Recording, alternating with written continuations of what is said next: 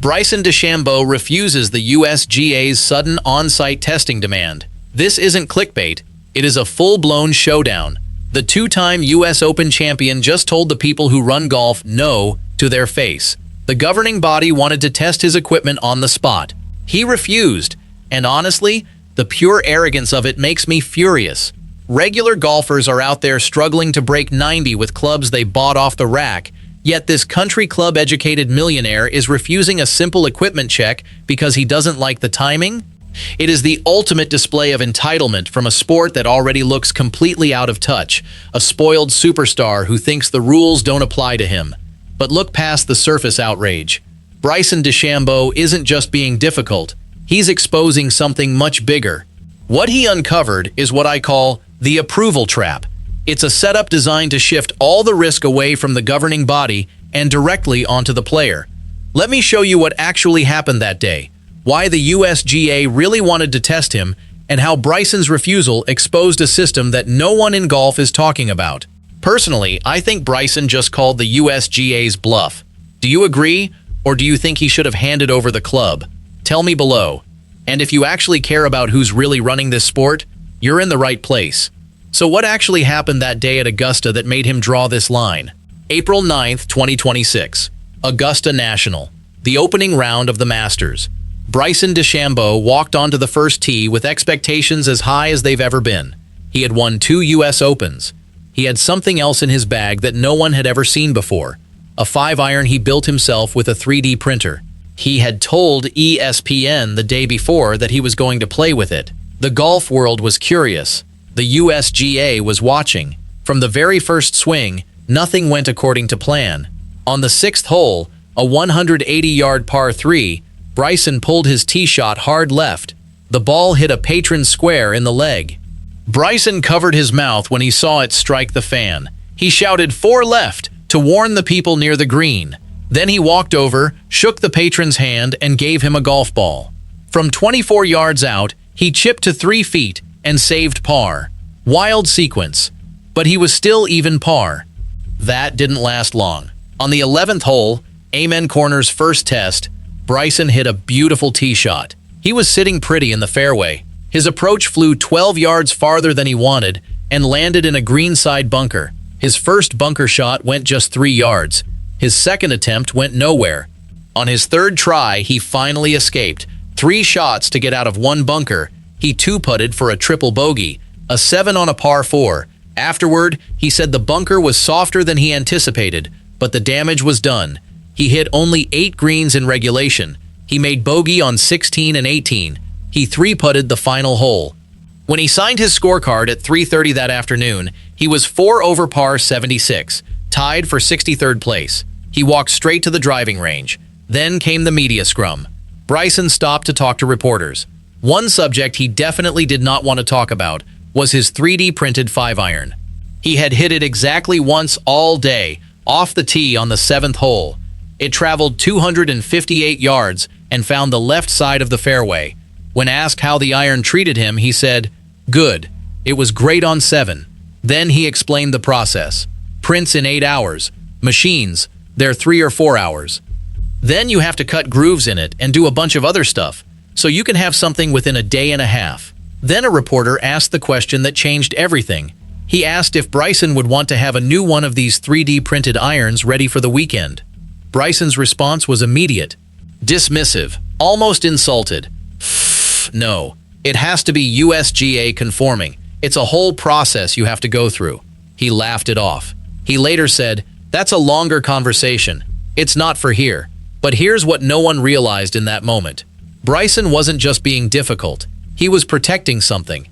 Because the truth behind that no was far more complicated than a simple refusal. So why would a player who loves pushing the limits of technology shut down so hard when asked about building another club? To understand what Bryson was really protecting, you have to understand the club itself. Bryson designed it himself. The club prints in 8 hours. Then it goes to a machine shop for 3 or 4 more hours. Then you have to cut the grooves. The entire process takes about a day and a half. But that's not the crazy part. The crazy part is the specifications. This 5-iron has 17 degrees of loft. A normal 5-iron has between 25 and 27 degrees. That means Bryson's 5-iron is the same loft as a standard 2-iron or a 5 wood. The spin rate is around 4,000 RPM. It's designed for one thing: maximum distance with maximum control. The club also has a different face curvature. Bryson explained it. The face curvature is different than most equipment. Most equipment is flat. These are different, so when I mishit it, it sort of stays a little straighter for me. He built a club that turns his mishits into fairways. That's not just innovation, that's a weapon, and the USGA knew it. The governing body had already seen the club. They had evaluated it, they had confirmed it was conforming. But here's the part Bryson didn't say out loud. The club was not on the public conforming list. The USGA has a database. Every driver and fairway wood that's been approved shows up there. But irons don't have to be listed. A club can be fully conforming and still not appear anywhere on the USGA's public records. The USGA's own communications director, Beth Major, confirmed it. She said, "It is not listed. There is no requirement that an iron must be listed. It simply must conform to the rules." That sounds like a small technicality. It's not. It's the heart of the entire trap. When a club isn't listed, the player carries all the risk. If the USGA tests it on-site during a tournament and finds anything wrong, even something tiny, the player is disqualified.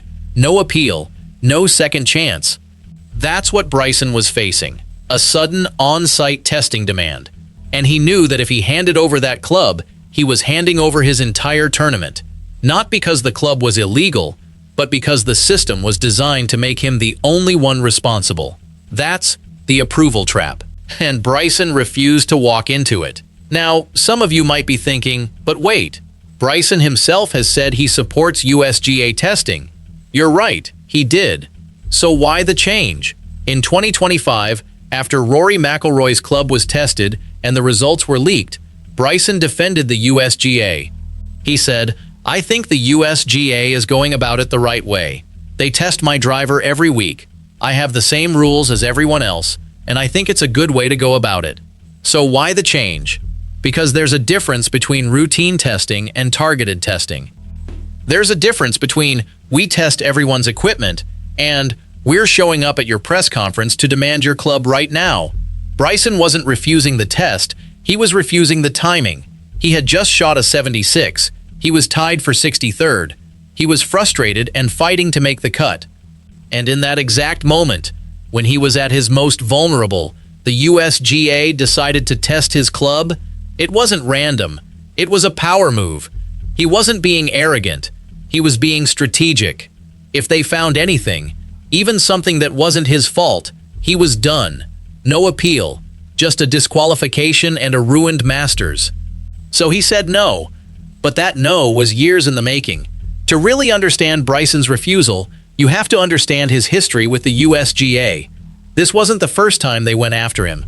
The USGA and Bryson DeChambeau have been circling each other for almost a decade. The first incident was in 2017.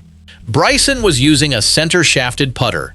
The USGA deemed it non-conforming. They forced him to change it.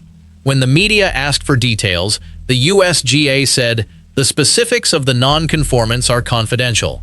Bryson had to switch putters without ever knowing why his old one was illegal. The second incident was in 2018. Bryson started using a compass on the greens to read slopes. The USGA told him to stop. They said it violated the rules. Bryson stopped using it, but he never stopped thinking about how to push the boundaries. The third incident was in 2024. Bryson showed up at the Masters with 3D printed irons for the first time. The USGA approved them, but only on the Tuesday before the tournament started. They waited until the last possible moment. Bryson had submitted them for approval in advance, but the USGA dragged their feet.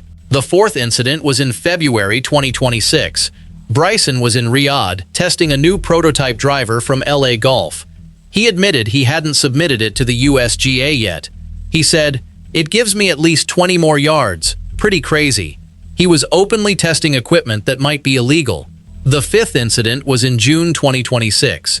Just days before the US Open, Bryson showed up with a tailor-made Qi 4D Proto 200 Plus driver. It only appeared on the USGA's conforming list a few days before the tournament started. Again, last-minute approval. Again, making Bryson wait. The sixth incident was in July 2026. Bryson was playing in the Open Championship. He was in second place. Then a rules official said he had improved his lie in the thick rough. He had stepped on the grass behind his ball. The official gave him a 2-stroke penalty. He dropped from second to fifth. After the round, Rory McIlroy called the penalty performative. Bryson refused to talk to the media for 3 days. Each incident was small on its own, but together they paint a clear picture. The USGA has been watching Bryson for almost a decade. They've been looking for reasons to test him, to penalize him, to slow him down. So when they showed up at Augusta in 2026, right after his worst round of the year, and demanded to test his 3D printed 5-iron, he knew exactly what they were doing. They weren't testing his club. They were testing his resolve. But here's the part that makes this story even more interesting. Bryson DeChambeau actually supports the USGA's testing program. In 2025, when the USGA was under fire, Bryson came to their defense. He said, "They test my driver every week. I have the same rules as everyone else, and I think it's a good way to go about it." That's not the voice of an outlaw. That's the voice of a player who respects the system. So why did he refuse? Because he understood the difference between testing and entrapment. The USGA's routine testing is transparent. It happens on the range. It happens before the round. It happens when everyone is on equal footing. But the Augusta testing demand wasn't routine. It was sudden. It was after a bad round. It was in a press conference. It was designed to put Bryson on the spot, to make him look guilty no matter what he did. If he handed over the club, he was admitting something might be wrong. If he refused, he looked like he was hiding something. Either way, the USGA would come out looking like the good guys. He refused to play that game. He refused to let them set the narrative. And in doing so, he exposed the real problem with the USGA's system. So he said no. He didn't refuse the test. He refused the trap. The problem isn't the testing. It's the opacity. The USGA has the power to approve clubs behind closed doors, keep them off the public list, and then test them at will. They can approve a club on Tuesday, keep it invisible on Wednesday, and disqualify a player for using it on Thursday. The player has no protection. The player has no recourse. That's not a fair system. That's a trap. Bryson knew the club was conforming. He knew it had been evaluated. But he also knew that none of that mattered if they tested him on site and found something, anything, that they could use against him. So he said no. He didn't refuse the test. He refused the trap. Now, what happened after Augusta? Bryson didn't make the cut. He missed the weekend. The 3D printed 5-iron never got a second chance. The USGA never got to test it on site. The whole situation fizzled out. Or so it seemed. Because Bryson didn't stop. He didn't back down. He didn't accept that the USGA had won. In July 2026, at the Open Championship, Bryson showed up with a full set of 3D printed irons. Not just a 5-iron. The whole bag. Every iron from 4 through pitching wedge. All 3D printed. All designed by him. And this time, the USGA had to approve them. Reports confirmed the full set had been evaluated and deemed conforming. They were on the list. They were legal. Bryson had forced the USGA to catch up, and he had won. Not in the tournament. He finished 5th. But in the bigger battle, the battle for the soul of the game, he proved that innovation can coexist with regulation. He proved that a player can push the limits without breaking the rules. He proved the system can be beaten. So where does that leave us? Bryson DeChambeau versus the USGA. A 2-time US Open champion against the people who run the game. A player who sees golf as a science against a governing body that sees golf as a tradition. A man who asks why not against an institution that says because rules. Both sides have valid arguments. But when the boundaries are unclear, when the rules are hidden, when the testing is sudden and the punishment is severe, that's when the system breaks down. Bryson's refusal at Augusta wasn't about one club. It wasn't about one test. It was about the principle. He refused to be the only one holding the bag. He refused to accept all the risk while the USGA accepted none. He refused to let them control the narrative. And in doing so, he asked the question that every golfer should be asking. If the rules are clear, why is the testing sudden? If the equipment is legal, why isn't it listed? If the system is fair, why does it feel like a trap? Golf is having an identity crisis. It's a sport that wants to honor its traditions while embracing its future. It's an institution that wants to control the narrative while dealing with players who refuse to be controlled. Bryson DeChambeau isn't the answer to that crisis, but he's definitely the loudest question. He's the player who refuses to accept the status quo. He's the innovator who won't stop exploring. He's the rebel who won't be trapped. And at the end of the day, that's what his no really meant. Not no to the test, not no to the rules, not no to the USGA, no to the trap, no to the inconsistency, no to the system that puts all the risk on the player and none on the people who made the rules. He said no because someone had to. And now, the golf world is finally paying attention.